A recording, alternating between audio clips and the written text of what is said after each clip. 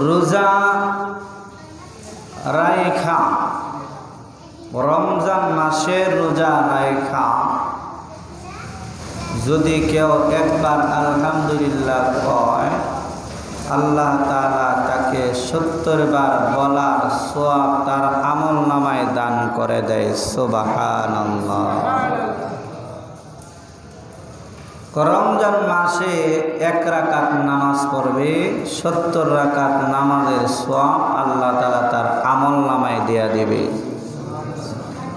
ঈদের সময় পাইকারি মার্কেটে, দোকানপাটে, শপিং মলে মালিকরা অফার দেয়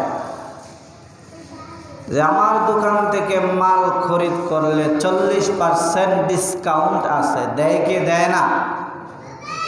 তো আল্লাহ তাআলা সারা বছরে যখন রমজান আসে তখন আল্লাহ তাআলা বান্দাদেরকে অফার দেয়, বলে এ আমার বান্দা বান্দিরা শোনো, রমজান মাসে যদি আমি আল্লাহর সাথে ব্যবসা করো।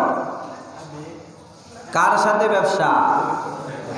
আল্লাহর সাথে ব্যবসা করার আয়াত আছে যে আল্লাহর সাথে ব্যবসা করা। আল্লাহ বলেন যে আমি তোমাদের সাথে ব্যবসা করব 2টা জিনিস দ্বারা। জোরে বলেন কয়টা জিনিস? 2টা জিনিস দ্বারা। 1, মুমিনের রক্ত, 2, মুমিনের জীবন। রক্ত দেয়া জিহাদের ময়দানে ইসলামকে টিকানোর জন্য যেই মানুষটা আল্লাহর রাস্তায় রক্ত দিবে, 1 ফোঁটা রক্তের বিনিময়ে আল্লাহ তাআলা তাকে জান্নাত দিয়া দিবেন। আল্লাহ বলেন বান্দা আমি জান্নাত বিক্রি করব, জান্নাত আমার থেকে কিনে নাও। কি দেয়া কিনবা? 2টা জিনিস আমি চাই। 1, তোমার শরীরের রক্ত জিহাদের ময়দানে আল্লাহর রাস্তায় বিলীন করে দিবা, বিনিময়ে আমি তোমাকে জান্নাত দিয়ে দিব। জোরে বলেন না সুবহানাল্লাহ। রক্ত দিমু নিজের শরীরেতে না অন্যতে। মুজাহিদ যুদ্ধ করতে করতে নিজের জীবনটা পর্যন্ত দেয়া যায়। আর আমরা ইসলামের জন্য একটা গালি কামু তাও রাজি না। হক পথে চলতে যাইবেন, আপনার চতুর্দিকে বিপদ আসবে। তসবির দানা ছিঁড়ে গেলে যেমন একটার পর একটা তসবির দানা পড়তেই থাকে। যারা হকের উপর চলবে, হালাল পথে চলবে, এদের উপর আল্লাহ মুসিবত এভাবেই দিবে। এখন অনেকে কইব তাইলে আমরা খারাপ পথে চলি, হেডাই বা কোনো বিপদ নাই। না, লোহা এটারে ফিডায় আগুনে ফুরা দিয়া লাল করে, এরপরে এটারে হাতুড়ি দিয়া বাড়ি দেয়। তো হাতুড়ি দিয়া বাড়ি দেয়, দেওয়ার পরে একটা কুদাল বানায়, একটা শাবল বানায়, একটা খুন্তি বানায়। বানানোর পরে ওই লোহাটার দাম বাড়ে না কমে। দাও বানায়, বড়ি বানায়। তো মুমিন বান্দা যারা, এদেরকেও আল্লাহ তাআলা সাময়িক সময়ের জন্য কিছু শাস্তি দেয়, কিছু মুসিবত দেয়, কিন্তু বিনিময়ে আল্লাহ তাআলা এদের জন্য জান্নাত রাখছেন। জোরে বলেন না সুবহানাল্লাহ।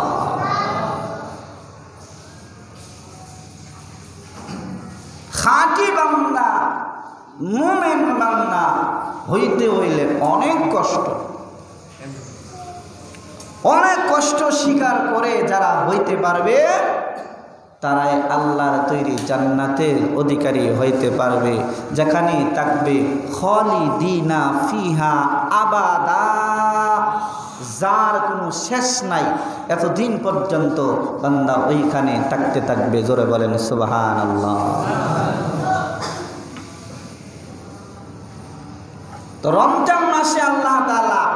দিছে, বান্দা বান্দি রুকু করো, সেজদা করো, রমজান মাসে রোজা রাখো। আল্লাহ তাআলা তোমাকে দিবে, এর বিনিময়ে দিবে, এর বিনিময়ে দিবেই দিবে ইনশাআল্লাহ।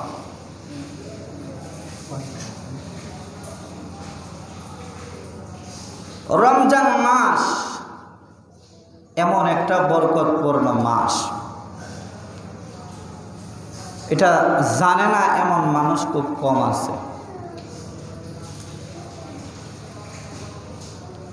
রমজানে আল্লাহ তাআলা রহমত নাজিল করেন 10 দিন। জোরে বলেন কতদিন? 10 দিন আল্লাহ তাআলা রহমত নাজিল করেন। পরের 10 দিন আল্লাহ তাআলা মাগফিরাত দেয়, মানে বান্দারে ক্ষমা করে দেয়। এর পরের 10 দিন আল্লাহ তাআলা বান্দারে নাজাত দেয়, মুক্তি করে দেয়। এই রমজান মাসে হাজারো হাজার লাখো লাখো কবরবাসী জাহান্নামের আগুন থেকে তারা মুক্তি পাবে, কবরের আযাব থেকে তারা মুক্তি পাবে। জোরে বলেন না সুবহানাল্লাহ। কারা মুক্তি পাবে? কবরে যারা চলে গেছে এরা তো নেক আমল করার সুযোগ আছে না নাই? নাই। আমরা যারা দুনিয়াতে জীবিত আছি, আত্মীয় স্বজনরা, আমরা যদি তাদের জন্য কিছু না পাঠাই, তারা এতিমের মতো তাকায় থাকে। কারো না কারো আত্মীয় স্বজন দুনিয়াতে আছে। যেমন কারো সন্তান যদি বিদেশে থাকে, বিদেশে থাকা সন্তানটা দেশের দিকে তাকায় থাকে যে দেশে তো আমার মা আছে, আমার বাবা আছে, আমার ভাই আছে। দেশের থেকে যদি একটা লোক যায়, তার কাছে কিছু দেয়া দেয়, মায়ের হাতের পিঠা দেয়া দেয় বা আচার দেয়া দেয়, এটা দেয়া দেয়, এটা দেয়া দেয়, মহব্বত করে দেয়া দেয়, ওই বিদেশি সন্তানটা পাইয়া খুশি হয় না বেজার হয়? খুশি হয়। তো কবর নামক বিদেশে যারা গেছে এরাও কিন্তু দুনিয়া থেকে যদি কোনো কিছু পাঠানো হয় এরাও খুশি হয়। যখন একটা মানুষ কোনো জায়গায় মারা যায়, ওই মানুষটারে দাফন করা হয়, তখন কবরবাসীরা তারে জিগায়, এই অমুকে কেমন দেখেছ, অমুকে কি করতেছে, অমুকে কি করতেছে, জিগায়। যেমন বিদেশ গেলে বিদেশের থেকে যেটা যায় এটারে জিগায়, তো দুনিয়ার থেকে যেটা কবরে চলে যায় এটারও হেরা জিগায় কবরবাসীরা, যে অমুকরে কি করতে দেখেছ, অমুকরে কি করতে দেখেছ। তখন দুনিয়াতে যারা আমরা জীবিত আছি, আমরা যদি ভালো কাজ করি এদের কাছে ভালো খবরটা যায়। আমরা যদি তাদের জন্য কিছু হাদিয়া পাঠাই, কিছু নেক পাঠাই, ওটা তারা পাই। জোরে বলেন সুবহানাল্লাহ। এছাড়া আপনি কবর করলে গা পাইতেন না, কিন্তু আল্লাহ তাআলা সিস্টেম রাখছে। এটা পাঠাইতে হইলে কুরিয়ার সার্ভিস লাগবো না, কুরিয়ার সার্ভিস এন্ট্রি করে পাঠাই দিব কবরে না। এটা শুধু আপনার অন্তরের নিয়তটা, আপনার আমল করাটা। আপনি একটা আমল করলেন, একটা সূরা পড়লেন, বইরা বললেন যে আল্লাহ আমার মৃত মা বাবার নামে, আমার মৃত সন্তানের নামে বা আমার আত্মীয় স্বজনের নামে ইহা হাদিয়া দিয়া দিলাম, তুমি তার আমল নামায় পৌঁছায় দাও। অটোমেটিক আল্লাহ তাআলা ওই লোকের আমল নামায় পৌঁছায় দেবে। সুবহানাল্লাহ, সুবহানাল্লাহ।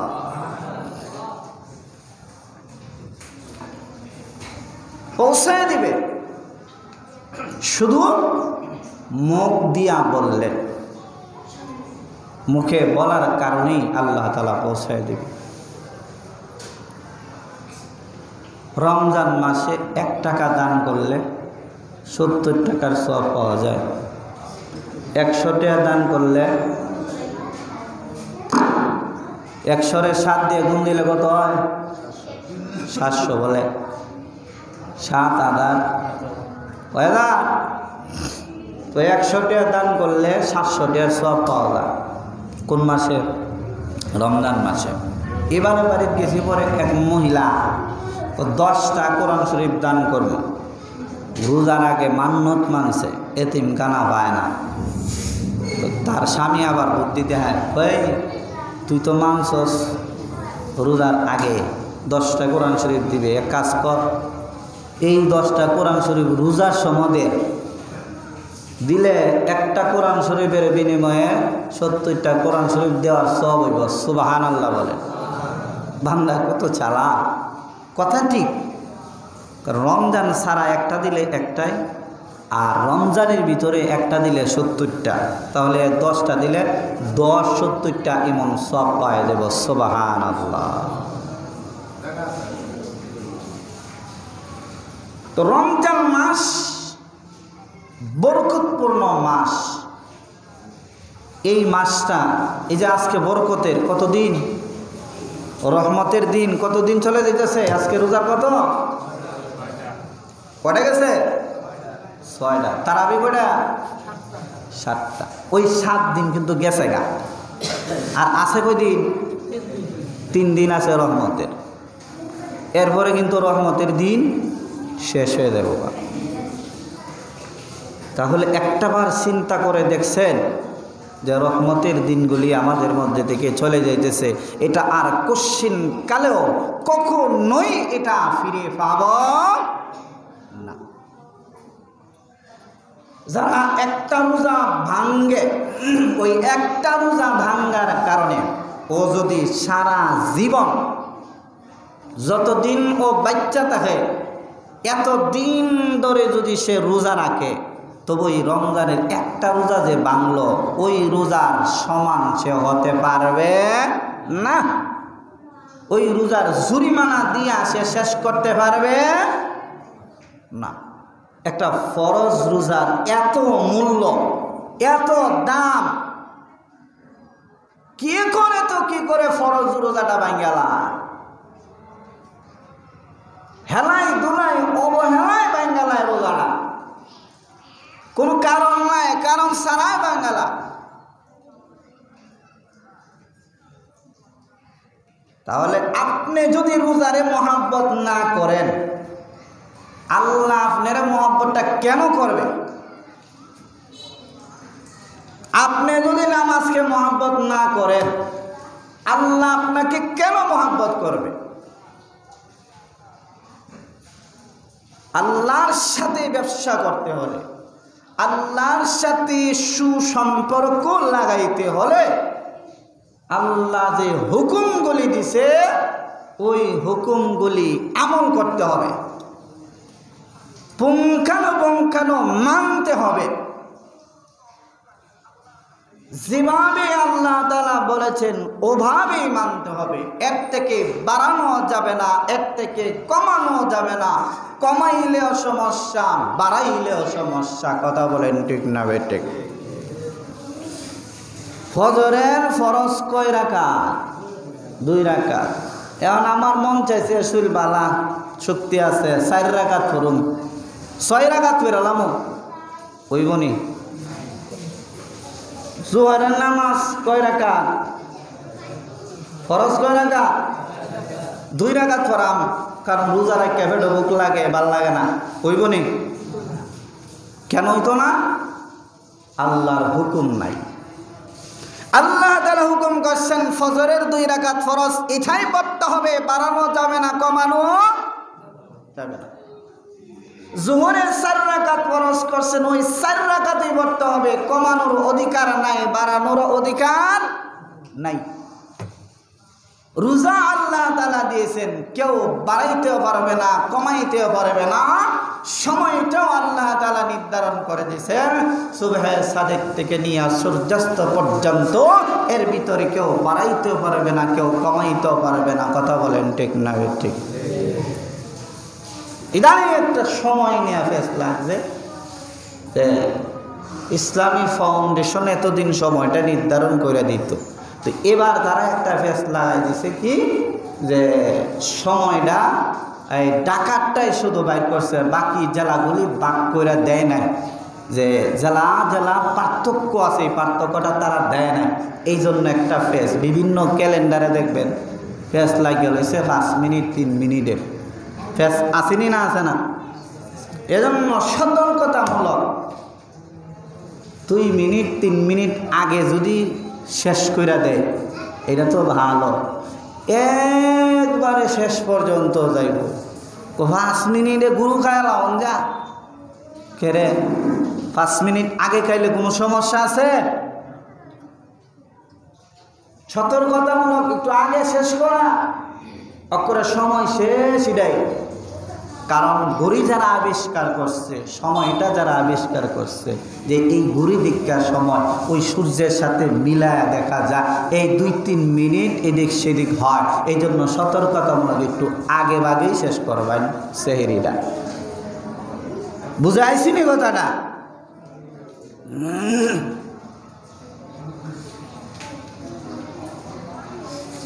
তো আল্লাহ পাক রব্বুল আলামিন যেই হুকুমটা যেইভাবে দিছে ওই হুকুমটা ওইভাবেই পালন করতে হবে। রোজা এটা আল্লাহ তাআলা ফরজ করছেন, এখানে কারো কোনো হাত নাই। একজনে এক হুজুর বুড়া রোজা রাখতে পারে না, বদলি রোজা রাখতে পারবো নি? একটা সময় জায়েজ ছিল বদলি রোজা রাখতো, কিন্তু এখন আর জায়েজ নাই, বদলি রোজা রাখা যাবে না। আচ্ছা বলেন, বদলি রোজা যে রাখবো, যারে দিয়া রাখাইব হের রোজাটা রাখবো কেডা? মানে এলা বুড়া, এলার শক্তি নাই, যারে দিয়ে রাখাইব হের শক্তি আছে, তাহলে রোজাতে হেরে দিয়ে রোজাটা রাখাইব। এ যে আরেকবার রোজা রাখতেছে, এর রোজাটা রাখবো কেডা?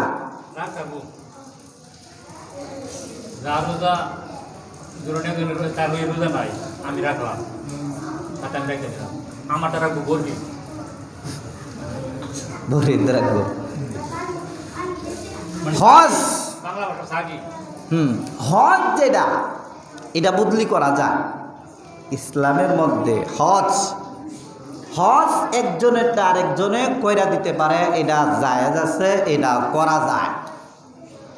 কিন্তু বলবেন নামাজ, বলে আমার নামাজটা একটু পড়া দাও, চলবে না। আমার রোজাটা একটু রাখা দাও, চলবে না। যার যারটা যার যাই করতে হবে। কারণ আমলের ক্ষেত্রে মুখ দিয়া কিছু আমল করা যায়, যেই আমলগুলি করলে টাকা লাগে না, পয়সা লাগে না, কষ্ট লাগে না। যেমন লা ইলাহা ইল্লাল্লাহ, সুবহানাল্লাহ, আলহামদুলিল্লাহ।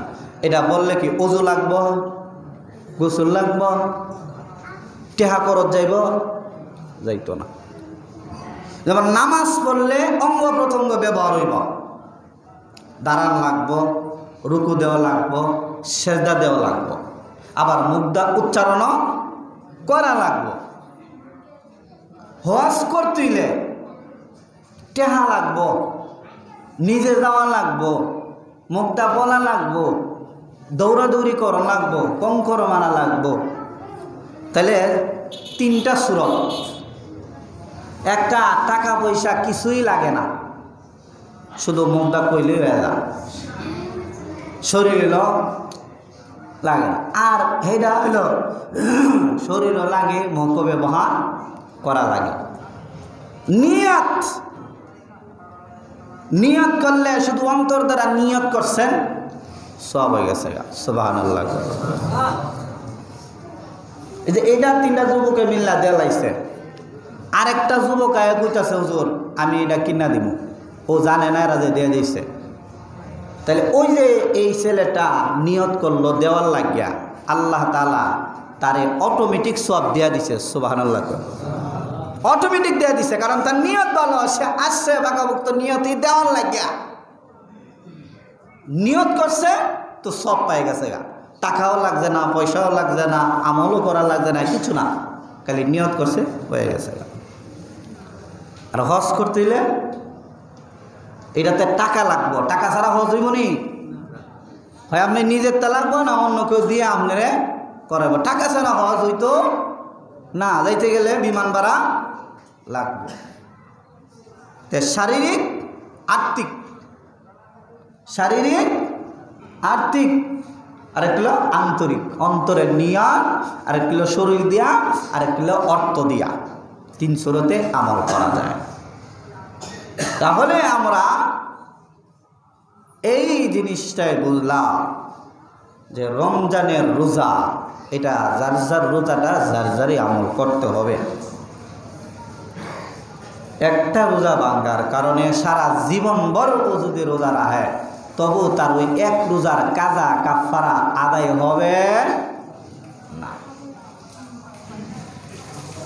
এরপরেও যদি এমন অসুস্থ হয় যে হুশ জ্ঞানই নাই, ফেলার লাগে ব্যবস্থা আছে। আর একটা নামাজের ক্ষেত্রেও যদি তার হুশ জ্ঞান নাই, তাই বুঝতে পারে না, দাঁড়ায় নামাজ পড়তে পারে না, বৈশা পড়ে, বৈশা পারে না, শুয়া শুয়া পড়ে। শুয়া শুয়া লোকটা পড়তে পারে না, কোথায় খালি একটু একটু ইশারা দিয়া নামাজটা পড়ো।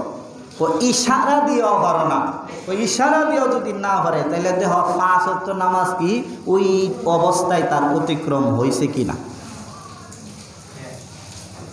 তাও কিন্তু সার দেয় নাই। না পারলে খাড়ায়, না পারলে বৈশা, বৈশা না পারলে শুয়া, শুয়া না পারলে ইশারায়, ইশারায় না পারলে তখন তো লোকটার সচেতন নাই, অচেতন, এই লোকটার আর শক্তি নাই। এই জন্য দেখা যে 5 ওয়াক্ত নামাজ অতিবাহিত হয়েছে কিনা। তাহলে এই যে বিষয়গুলি এগুলি আমাদের জানা থাকা লাগবে। সুস্থ মানুষ আমি অসুস্থ, গ্যাস্ট্রিক নাই, সারা বছর গ্যাস্ট্রিকের কথা কইছে না, রমজান আইছে আমার গ্যাস্ট্রিক আসেনি না, আছে না? আছে। চার স্টলে বয়া চা খায়, পান খায়, বিড়ি খায়, আবার কিছু জায়গায় পর্দাও লাগাইছে। বেরোজাদারকে সাহায্য করা এটাও হারাম। রমজান মাসে দিনের বেলা ওই বেরোজাদারে খাওয়ানোর জিনিস বেচা ওইটা হারাম, কারণ সে রোজা না রাখার জন্য তারে সাহায্য করতেছে, সহযোগিতা করতেছে। কথা কোন ঠিক না বেঠিক? সোয়াবের ক্ষেত্রে যদি সাহায্য করলে, সহযোগিতা করলে সোয়াব পাওয়া যায়, তো গুনার ক্ষেত্রে গুনার সাহায্য করলে, সহযোগিতা করলে গুনাহ পাওয়া যাইত না? পাওয়া যাইব। তাহলে দোকানদার যারা আছেন আল্লাহর হস্তে পর্দা লাগায় না, বেরোজাদার আইলে কয়ে দিবেন যে রমজান মাসে ইফতারের আগে তোমার কাছে বিড়ি সিগারেট তুমি খাইবা, রোজা রাখবা না, এই কাস্টমার আমার দরকার নাই। আর যদি মনে করেন না, যদি না বেশি তাহলে আমি কিস্তিটা দিব কেমনে, আসেনি না? আছে না? রমজান মাসের দিনের বেলা কই টাকা বিক্রি হয়ে যাবে যদি সে মাগরিবের পরে ইফতারের পর থেকে বেচে, আল্লাহ তার বেচার মধ্যে যদি বরকত দেয় তাহলে কেউ ফিরাইতে পারবে? পারবে না। কয় টাকার বিক্রি হয়ে যায় দিনের বেলা পর্দা লাগায়, কয় লাখ টাকা বিক্রি হয়ে যায়, কিন্তু টাকাটা তো হারাম হয়ে যাচ্ছে। অল্প সময় তো, এই দুপুরে কিছু বেচা হয় আর আসরে কিছু বেচা হয়, এই একটা মাস কিনে নাই বেচলাম, কিন্তু আল্লাহ তাআলার কাঠগড়ায় তো দাঁড়াতে হবে। আর যাদের শক্তি আছে, সামর্থ্য আছে, ঈমান যাদের আছে পাকা পুক্ত, এরা শরীয়ত বিরোধী কোনো কাজ, ইসলামের কোনো হুকুম যদি কেউ লঙ্ঘন করে, হাদিসে আসছে সর্বপ্রথম তারে হাত দিয়া বাধা দাও। কি দিয়া? হাত দিয়া। বেড়া করবি তো, শক্তি আছে আপনার, হাত দিয়া বাধা দে। হাত দেওয়া শক্তি নাই তো মুখ দিয়া বাধা দেন, বেড়া এটা কইরো না, এটা বালা না। মুখ দিয়া কোয়ারও আপনার শক্তি নাই, তো এই অন্তর দিয়ে আপনি ঘৃণা করেন, তারে ঘৃণা করেন যে সে আল্লাহর হুকুম মানে না, রোজা রাখে না, আমিও তারে ঘৃণা করি। সূরা বলেন ঠিক কিনা?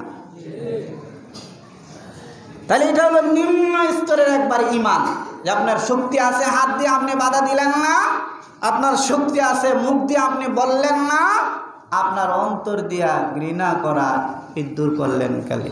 তাহলে ওই 2 স্টেপ ফায়ার হয়ে 3 স্টেপে গেলেন, হবে না।